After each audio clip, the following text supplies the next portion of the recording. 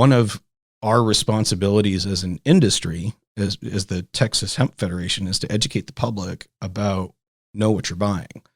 You don't have an industry standard, at least not in Texas yet, about, say, like a nutrition label that would tell you what's in the bottle verified by a lab report. If you go to a marijuana dispensary in Colorado, a lot of times they'll attach like a package insert that'll have the lab report on it. So it's a third-party lab that has taken the sample, tested it, and gives you the report. So you know that you're getting, X number of milligrams or milliliters of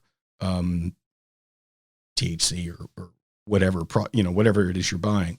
You don't know that right now unless you're buying from a trusted source. And so educating people about that is really important. So one of the things that we do in public affairs is we think of ways to reach the public. Like coming on your podcast could be considered public outreach, public education.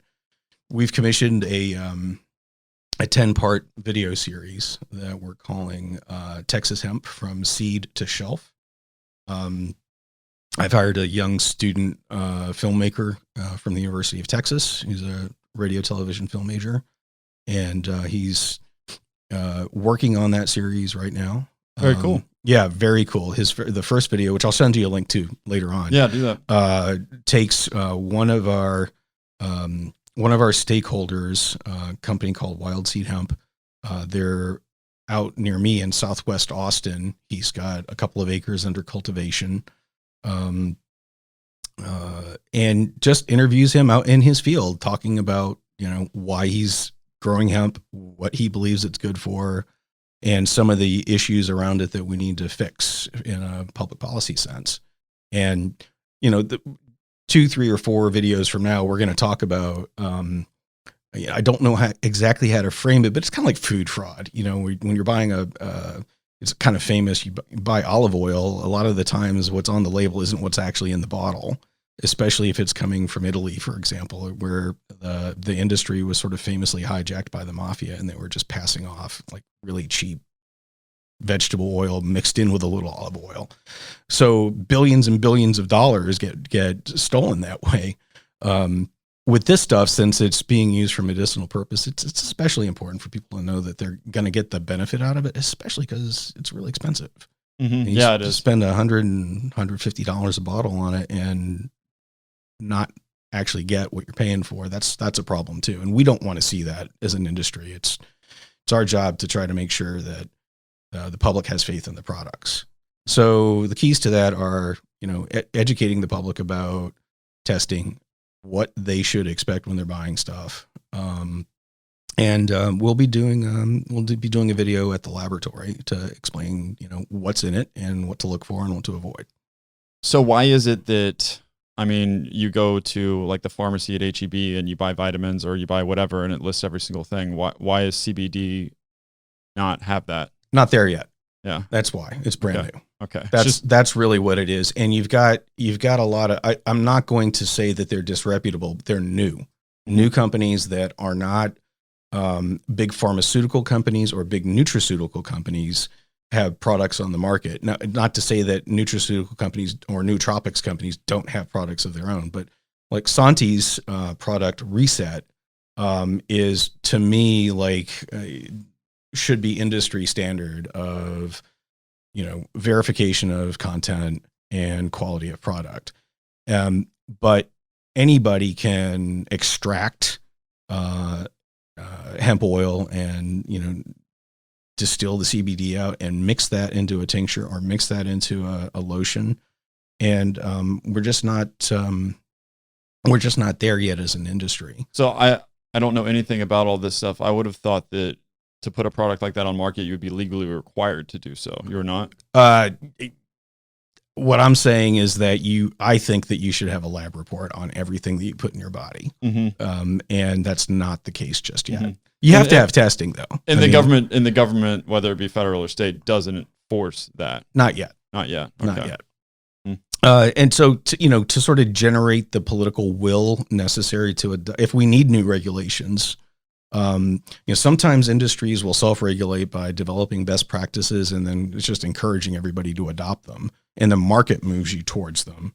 And in that case, like educating the consumers about what they really should be looking for is a way to pressure industry to going into a best practices situation.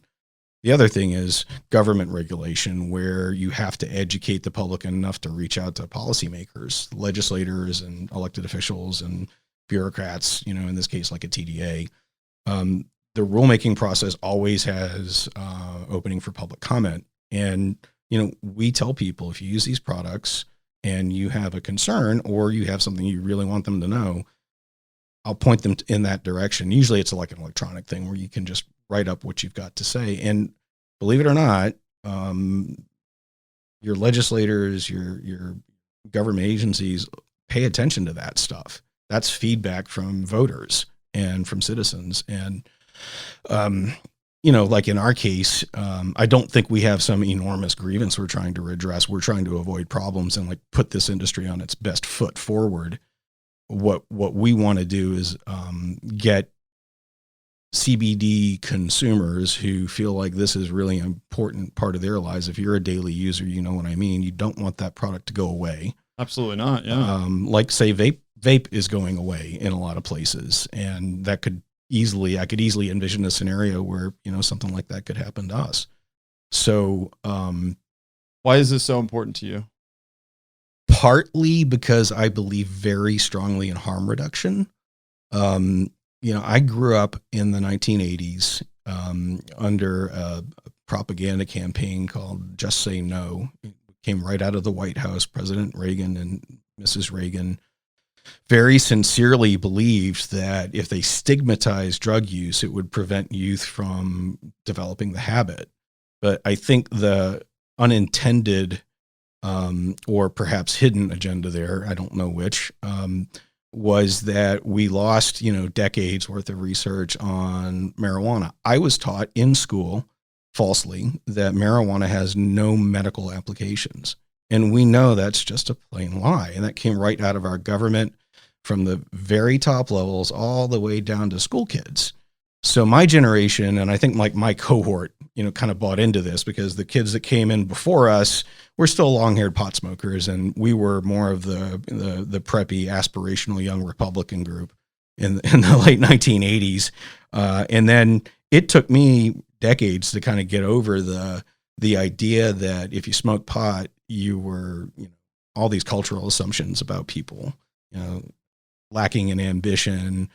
Pot makes you stupid. You can't run a business. You should never ever trust somebody who's a pot smoker. And I was probably in my 30s before I realized that I had friends who had like car notes and mortgages and kids and really responsible jobs and small businesses who, instead of coming home and drinking, a scotch or a bottle of wine, would just rip a few bong hits and were completely chill and functional. Mm-hmm.